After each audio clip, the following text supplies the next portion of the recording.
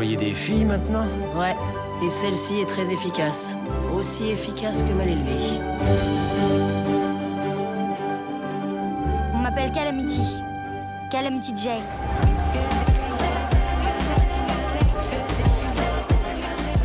Calamity Jane, hein, c'est pas Lucky Luke, Non. non, c'est pas Goscinny, non, c'est Rémi Chaillet. Et c'est un.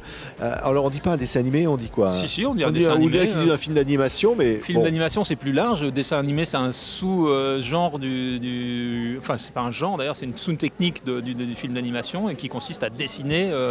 Alors, le film d'animation, ça peut être des marionnettes, ça peut être du sable, ça peut être de la peinture animée, ça peut être tout un tas de choses. Ou de la 3D. Là, en l'occurrence, nous, on passe par le dessin. C'est tout un tas, c'est 170 personnes qui dessinent patiemment. 170 personnes. 12 dessins par seconde. Et on le fait. Aujourd'hui, on dessine sur des machines, mais c'est pas les machines qui dessinent pour nous. On continue de dessiner. Alors, on va parler évidemment de Calamity Jane. Parlons. Regardez les images, parce qu'on va comprendre en voyant cette bande-annonce votre style, et c'est absolument formidable. Votre film, regardez. Bientôt, quand on arrivera en Oregon, les chariots s'arrêteront. Et on se construira chacun une vraie maison. À vous les canaris! Accrochez-vous les enfants. Calme!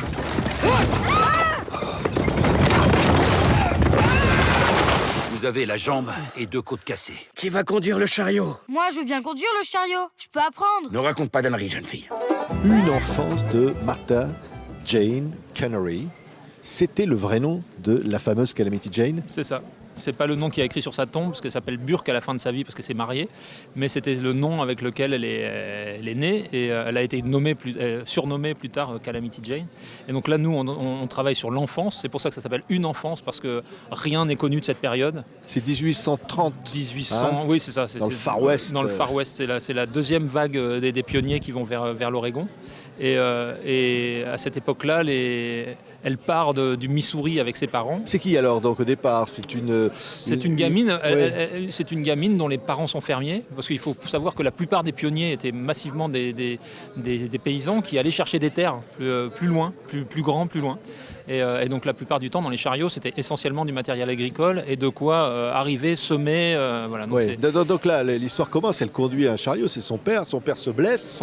Elle doit prendre la relève. C'est ça. Elle, qui est une jeune fille, ça se fait pas. Ça se fait pas. Et non, pour monter sur un cheval, il faut porter un pantalon. Et ça se fait pas non plus. C'est ça. Nous, on imagine la construction de ce personnage, parce que Calamity Jane, son originalité dans ce monde-là, c'est d'être une femme qui fait des trucs d'homme. Donc elle met des pantalons, elle rentre dans les saloons alors que c'est totalement interdit, elle picole avec d'autres hommes, ce qui est totalement interdit. Et on a imaginé comment ça avait pu naître au cours de ce voyage, depuis le Missouri jusqu'en Oregon. Au travers d'un convoi. On lui invente une aventure comme ça, à sa mesure. Oui, et alors on l'accuse de vol, on l'accuse de tas de choses, elle cherche à prouver son innocence, elle est victime finalement d'une forme de persécution parce qu'elle est différente, parce qu'elle est une jeune fille qui s'habille en homme. C'est ça, elle a une très mauvaise réputation, et ça c'est notre procédé narratif, on va dire. Et du coup, on imagine comment, et on s'amuse avec ça. Elle se fait passer pour un garçon, elle est, voilà. Et là, on touche un petit peu ce qu'était cette époque, parce qu'il y avait quelques femmes dans l'Ouest à cette époque-là, mais la plupart, c'était des femmes qui prétendaient être des hommes. Il y a une histoire célèbre comme ça d'un conducteur de chariot qui meurt en 1900 à Los Angeles. Il a vécu une partie de sa vie à faire des convois comme ça dans des situations un peu extrêmes vers Deadwood. Et en fait, les croque-morts, quand ils arrivent chez lui, découvrent que c'est une femme. Et elle avait vécu toute sa vie en mentant à tout le monde. Quoi. C'est un sujet incroyable. Elle, Calamity, elle a toujours assumé. Et c'était une des seules. Et c'est ce qui fait qu'elle a été une des premières. Aujourd'hui, c'est une véritable légende. Ouais, alors, on voit d'ailleurs un livre qui accompagne la sortie de votre film, Calamity, magnifique ouvrage. On voit d'ailleurs, on va avoir des images pendant qu'on parle de ce film qui est dessiné d'une certaine manière, on dirait presque de la gouache. C'est-à-dire qu'il n'y a pas de contour sur les personnages. C'est très poétique, c'est très beau, il y a quelque chose, une douceur, des paysages. Et une utilisation de la couleur très très franche. C'est-à-dire qu'on est allé chercher avec Patrice Huot, le directeur artistique, on est allé chercher la technique des nabis ou la technique des impressionnistes qui consiste à opposer des couleurs très franches l'une avec elle pour essayer de les faire vibrer et créer des effets de lumière, de contraste, de distance ou d'éblouissement, des choses comme ça. On a cherché avec eux, avec ces techniques-là. Et donc du coup, c'est un côté un peu peinture classique aussi parce que Patrice utilise systématiquement des couleurs qui sont des couleurs de pigments naturels. Ouais. Et donc on a cet effet un peu tableau là-dedans. C'est très beau. Et alors, on veut dire que les voix, notamment Alexandra Lamy, Ouais. qui fait la Et voix. Salomé Boulven pour la gamine aussi, qui est Ouais. une belle découverte. Mais si on revient là-dessus, c'est incroyable. On a l'impression que c'est quoi? C'est la première féministe, c'est cette Calamity. Alors, c'est pas une féministe parce que il y en avait à l'époque. Il y a Edward Zinn qui en décrit quelques-unes à l'époque. Elle prenait cher les femmes qui se battaient contre le patriarcat de l'époque.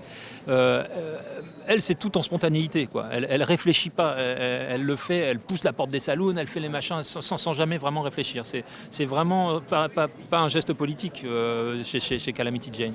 Mais elle voit pas pourquoi on lui interdirait. Oui, et parce qu'au fond, elle voit le droit à la différence. Voilà, pour elle, c'est ça. c'est une évidence. C'est ça. Elle est en avance sur son temps. C'est ça. C'est un personnage très moderne. Ouais. Oui, et puis alors, un des rares, quand on connaît les westerns, une des rares personnages féminins, une héroïne au féminin, c'est rare. Ouais, c'est rare, c'est super rare. Elles étaient très peu à l'époque. Il y avait, je crois, de l'ordre de 1 ou 2% dans l'Ouest américain à cette époque-là.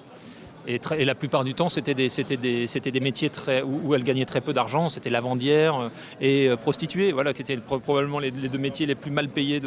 C'était la misère absolue. Ouais. Et donc les femmes, pour survivre, des fois se déguisaient en hommes ou comme elles, trouvaient...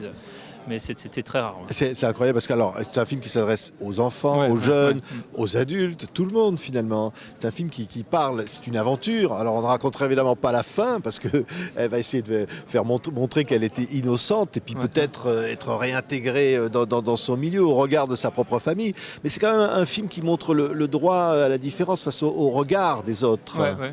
Oui, on a tenté de ne pas faire l'impasse sur la dureté. De ce que c'est un film sur le genre, sur le prix que payent les gens qui passent la frontière du genre. Voilà. Et donc on n'a pas édulcoré cet aspect-là, parce qu'elle en prend quand même plein sa figure à certains moments du film. Et à la fois c'est un film d'aventure et c'est une comédie. Enfin, on rit pas mal. C'est bien amusé. C'est un personnage super truculent, donc voilà. Oui, elle est truculente. Très marrante. Elle est truculente et on s'amuse. Il y a cette légèreté qui est nécessaire au fond et qui fait plaisir et qui vous a donné envie de porter cette histoire à l'écran. Ouais. Allez. Je ne sais pas quoi répondre à ça. Rémi Chaillet, Calamity, une enfance de Martha Jane Connery. Vous ne la verrez plus jamais comme avant. C'est Calamity Jane comme jamais dans un dessin animé. Merci beaucoup. Merci Rémi. à vous. Merci De m'avoir.